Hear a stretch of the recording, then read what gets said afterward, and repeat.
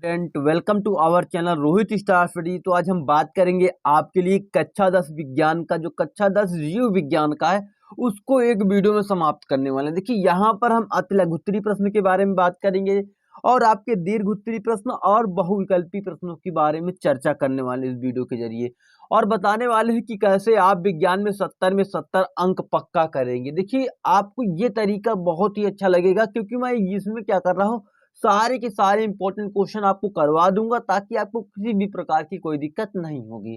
तो चलिए वीडियो को स्टार्ट करते हैं। जीव विज्ञान एक ही वीडियो में समाप्त होगी। देखिए जीव विज्ञान के सारे महत्वपूर्ण क्वेश्चन जो अति लघुत्तरीय, दीर्घोत्तरीय या बहुविकल्पी प्रश्न बन सकते हैं, उन सारे प्रश्नों को यहाँ पर मैं लेके आया हूँ।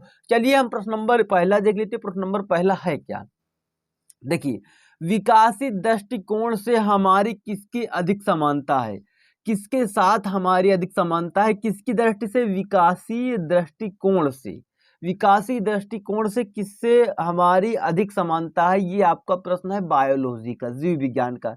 जबकि इसका जो पहला ऑप्शन का नंबर है चिंपैंजी, चिंपैंजी एक बंदर की प्रजाति होती है।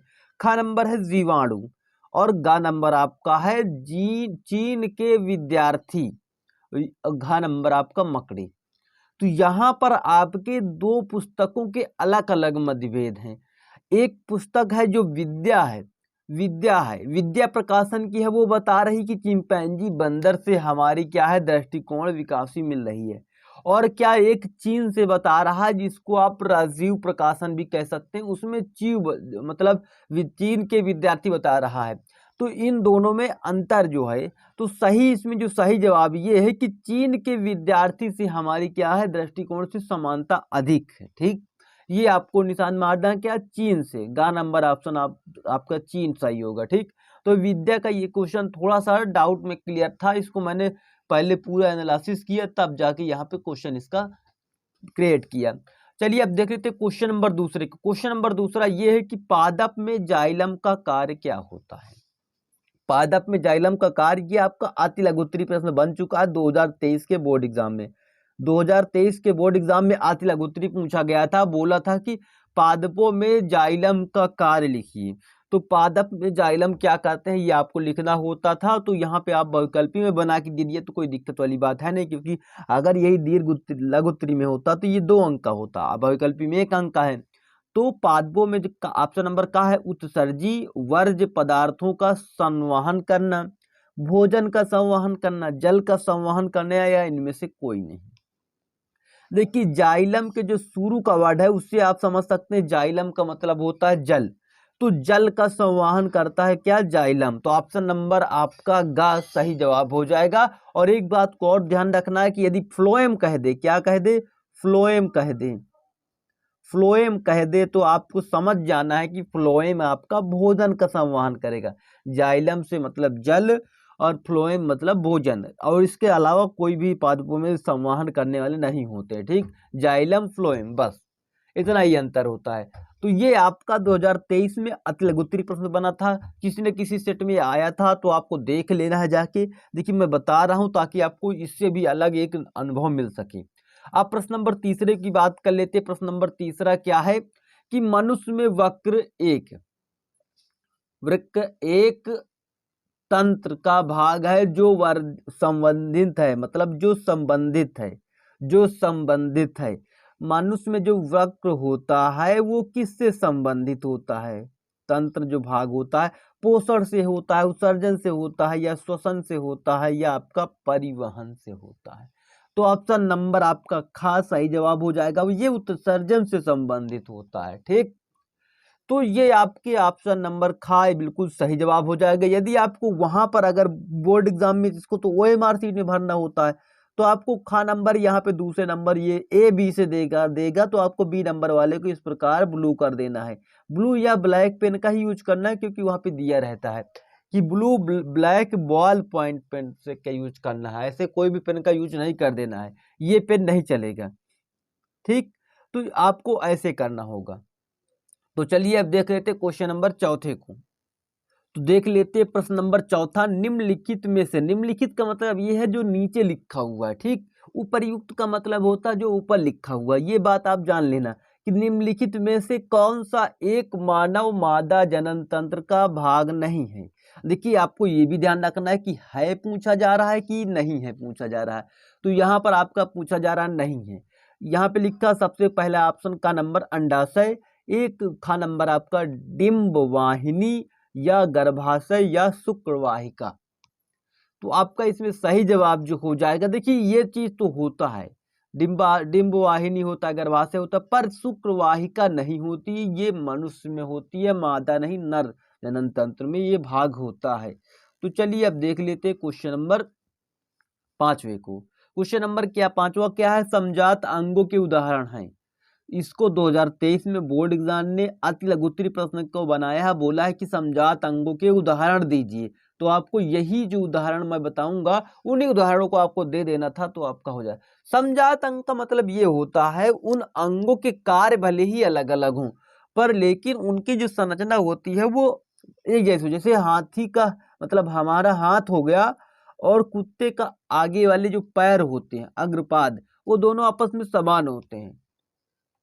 और आलू एवं घास की आधार ऊपरी भूस्तरी ये सब क्या होती समान होती है। आलू की एवं घास की ऊपरी भूस्तरी ये क्या होती है आपस में समान होती है। और क्या हमारे दांत और हाथी के दांत समान होते हैं, कार्य उनका समान होता है।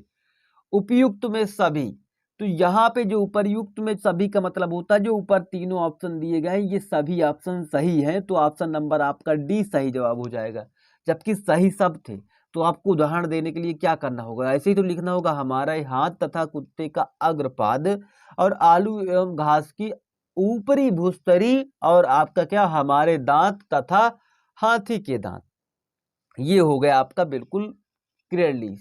तो आपको पूरी तरीके से समझ में आ चुका होगा। चलिए अब अति लघुत्तरी प्रश्नों को देख लेते हैं। अति लघुत्तरी प्रश्नों में सबसे पहला प्रश्न है कि डीएनए का आपको पूरा नाम बताना है। डीऑक्सी राइबोन्यूक्लिक एसिड, डी से डी एन से एन ए मतलब डीऑक्सी दोनों सेम, डी से आया डीऑक्सी राइबो और एन से आया न्यूक्लिड, ए से आया acid, deoxy ribo nucleic acid. इसी प्रकार आरएनए होता है। आरएनए का फुल फॉर्म क्या होता है, उसमें केवल और केवल न्यूक्लिड आर क्या होता है राइबो न्यूक्लिक एसिड होता है। आर से क्या देखेंगे केवल राइबो न्यूक्लिक एसिड ले लेंगे, राइबो न्यूक्लिक एसिड। ठीक, तो दोनों का फार्मूला बिल्कुल सेम होता है, पूरा नाम जो इसका फुल फॉर्म होता है, तो आपको ध्यान रखना है। ये पहला प्रश्न अति लघुत्तरी का था। चलिए अब दूसरा प्रश्न देख लेते हैं अति लघुत्तरी का। दूसरा प्रश्न ये कह रहा है कि हृदय के किस भाग में शुद्ध रक्त अशुद्ध रक्त प्रवेश करता है या आता है। तो अब आपको देखना है कि यदि शुद्ध रक्त की बात करेंगे, शुद्ध हमेशा ही बाएं से आएगा, ये आपको ध्यान रखना है। शुद्ध रक्त बाएं अलिंद से आएगा। अलिंद का मतलब आना और निलय का मतलब आपको जाना भी याद कर लेना कि निकलेगा तो निलय से निकलेगा, निकल जाएगा मतलब बाहर जाएगा या निकलने के लिए। ठीक, और अशुद्ध का हमेशा दायां होगा, दाएं अलिंद। देखिए ये आने के लिए बात हो रही तो अलिंद लगा देंगे। अगर जाने के लिए वो बोला जाए कि आपको कह दिया जाए हृदय से किस भाग से शुद्ध रक्त जाता है बाहर निकलता है, तो आपको बताना होगा शुद्ध रक्त के लिए बाएं निलय से, अलिंद नहीं बताना क्योंकि जाने की बात हो रही है। आने की बात में अलिंद, जाने की बात में निलय, ये आपको ध्यान रखना है। अब एक प्रश्न आपका 2023 में ये बना था, इसको भी किसने पूछा था, बोर्ड एग्जाम ने अति लघुत्तरी प्रश्नों में 2023 में पूछा। इससे पहले भी पूछे जा चुके, जरूरी नहीं कि अभी मैं बता रहा हूँ, ये मैं लेटेस्ट चीज बता रहा हूँ ताकि सारा कुछ ना देखकर मैं आपको पूरा का पूरा पेपर एनालिसिस किया हूँ से सातों के सातों सेट को मैंने पढ़ा है, तब जाके आपके क्वेश्चन क्रिएट किए हैं। मेंडल ने किस पौधे पर अपना उपयोग किया था, मेंडल ने किस पौधे पर अपना प्रयोग किया था, तो आपको पता होगा कि ये मटर पे किया था। ये 2 अंक में आया था, केवल आपको ये पे लिखना कि मटर के पौधे पर इसका उपयोग किया था, केवल मटर लिख देना था तो आपके 2 अंक पक्के हो जाते हैं। तो अति लघुत्तरी प्रश्न में इतना छोटा प्रश्न पूछा गया।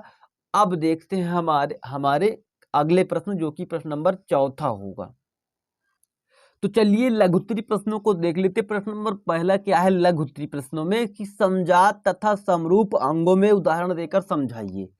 कि जो देखिए 2023, 20, 2020, 19, 23 ये सारे मतलब एग्जामों में पूछे गए हैं और ये 4-4 मार्क्स के थे। 2 अंक आपको समझात के लिए बताना था, समरूप के लिए भी 2 अंक देने चाहिए थे। तो इस प्रकार ये 4 अंक का आपका क्वेश्चन था, बेहद इंपॉर्टेंट क्वेश्चन था।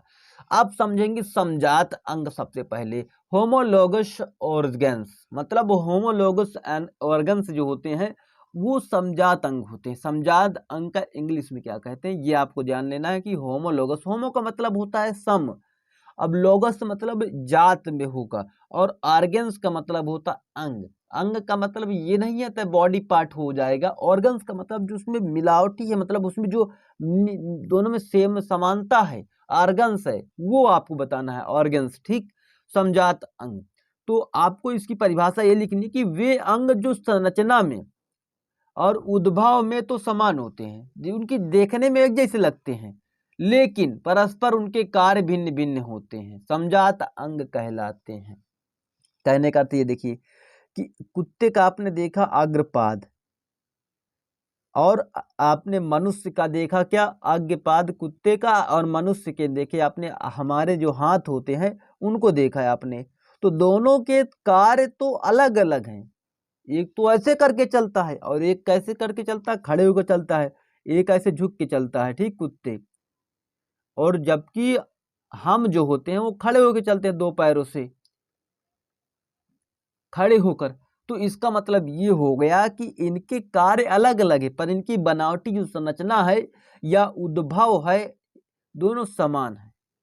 क्लियर मेरी बात, दोनों के समान है पर लेकिन इनके कार्य अलग अलग हैं, ये ध्यान रखना होगा, समजात अंग कहलाएंगे। जैसे कि चिड़िया, होयल, बिल्ली, घोड़ा आदमी के अग्रपाद की रचना एवं उत्पाद में समान परंतु आकृति एवं कार्यों में भिन्न भिन्न होते हैं, ठीक। कार्य इनका भिन्न भिन्न होता है, आकृति भी लिख लेना कि आकृति में भिन्न भिन्न होते हैं, लेकिन संरचना और उत्पाद में काम जो करते हैं उनसे वो अलग अलग होते हैं, ठीक। संरचना बिल्कुल समान होती है, एक जैसी जो आंतरिक संरचना होती है वो समान होती है, ठीक। आप देख लेंगे समरूप एनोलॉजस ऑर्गन्स, ठीक। इसमें क्या विभिन्न प्राणियों के वे अंग, ये क्या है कि वे अंग की वो संरचना, देखिए विभिन्न प्राणियों के वे अंग जो संरचना की दृष्टि से समान होते हैं लेकिन उद्भव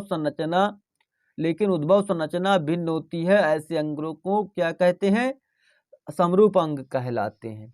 समरूप का मतलब ये हो जाएगा कि उनकी दृष्टि संरचना जो है देखने में तो समान रहेगी, लेकिन उद्भव संरचना भिन्न होगी, मतलब देखने में समान रहेगा पर उसके कार्य थोड़ा, मतलब संरचना जो होगी आंतरिक संरचना होगी वो अलग रहेगी। आपको देखना बाहरी संरचना देखने में तो आपको समान लगेगी पर आंतरिक संरचना आपकी खराब रहेगी, एक जैसे नहीं रहेगी, भिन्न रहेगी। ऐसे अंगों को समरूप अंग कहते हैं या एनालॉगस ऑर्गन्स कहते हैं।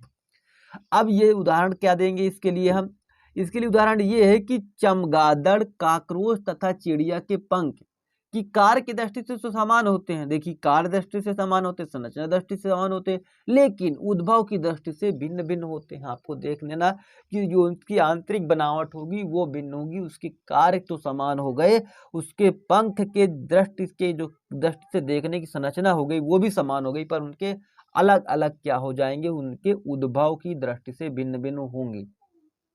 इन दोनों में ज्यादा अंतर नहीं रहा है आपको समरूप और समजात अंगों में, तो आपको इसको पूरी तरीके से पढ़ लेना है क्योंकि इम्पोर्टेंट है। एक बार फिर से वीडियो रिवाइज कर लेना और देख लेना।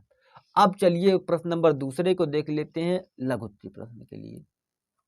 प्रश्न नंबर दूसरा ये कह रहा है कि पोषण क्या है। सबसे पहले ये प्रश्न केवल पोषण क्या है ये प्रश्न आपका 2023 में आया है और एक सेट में दिया गया था स्वपोषी और विषम पोषी में अंतर बताइए। ये भी 4 अंक का प्रश्न का आपका था, बहुत इंपॉर्टेंट था। 2023, 17, 19 और 23 में भी आया है, तो बहुत इंपॉर्टेंट क्वेश्चन हो सकता है आपके लिए और आपके बोर्ड एग्जाम में भी ये क्वेश्चन देखने को मिल जाए, आशा करूंगा। चलिए यहाँ पे देख लेंगे पोषण क्या है। पोषण में क्या है, शरीर को जीवित दशा में बनाए रखने के लिए कोशिका में निरंतर उपापचय होता रहता है।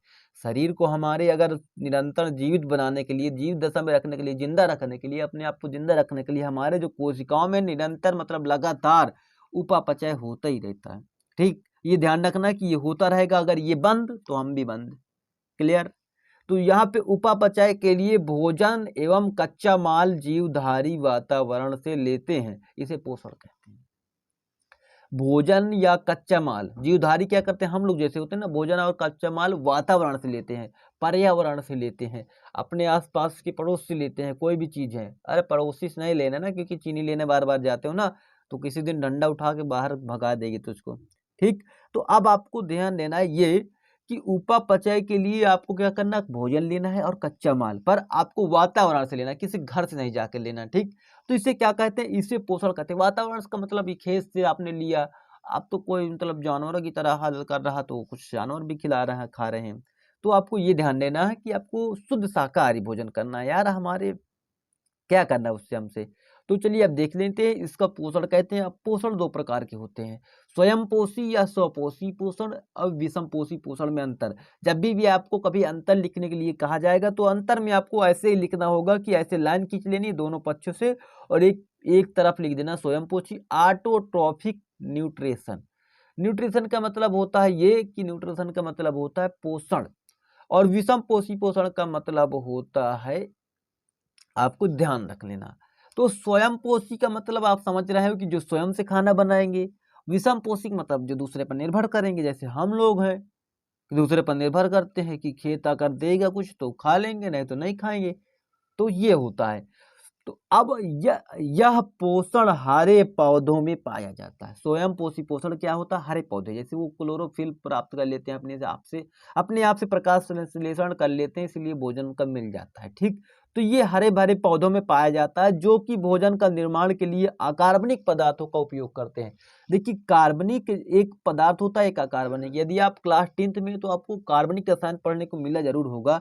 कार्बनिक रसायन जिसमें आपको ने मेथ, प्रो, ब्यूटेन, हेक्सेप्ट, ऑक्टेन, डेक, ये सारा कुछ पढ़ा होगा, जिसमें आपने methane, ethane, pentane, propane, butane, तो हेक्सेन, एक्टेन, नॉनटेन, डेक्टेन, जो भी आपने पढ़ा वो सारे कार्बनिक रसायन के पदार्थ थे। तो जबकि ये क्या है, अकार्बनिक रसायन के पदार्थों का उपयोग करते हैं, किसके लिए, अपने भोजन के निर्माण के लिए। जबकि इसमें क्या होगा, इसमें जंतुओं, विषम पोषी पोषण में जंतुओं को अपने कार्बन तथा उत्सर्जी आवश्यक के लिए पौधे तथा अन्य पर निर्भर करते हैं। देखिए हम लोग जो है ना पौधों पर निर्भर करते हैं या अन्य जीव जंतुओं पर भी निर्भर करते हैं, क्योंकि कुछ मानव होते हैं।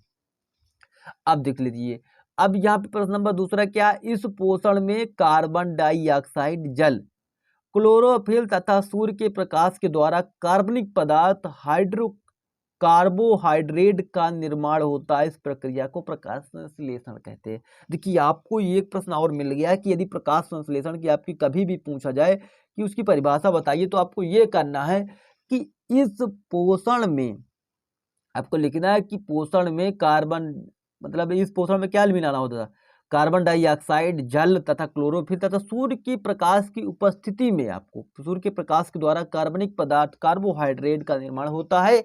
इसी प्रक्रिया को आप प्रकाश संश्लेषण कहते हैं, फोटोसिंथेसिस कहते हैं। ठीक। विषम पोषी में यह प्रक्रिया नहीं होती है। देखिए समपोषी में तो होगी, क्योंकि उसको स्वयं खाना बनाना है। अब इनको क्या है, इनको दूसरों के लिए निर्भर कर रहे हैं, दूसरों पर। ठीक। तो आपको ये निर्भर होते हैं, विषम पोषी होते हैं। ठीक। अब बात कर लेंगे इसका तीसरा क्या है कि यह पोषण हरे पौधों तथा साइनोबैक्टीरिया, जो नीले रंग के शैवाल होते हैं, नीले हरे रंग के शैवाल होते हैं, उनको बैक्टीरिया कहते हैं, साइनोबैक्टीरिया कहते हैं। यह पोषण हरे पौधे तथा साइनोबैक्टीरिया में होते हैं।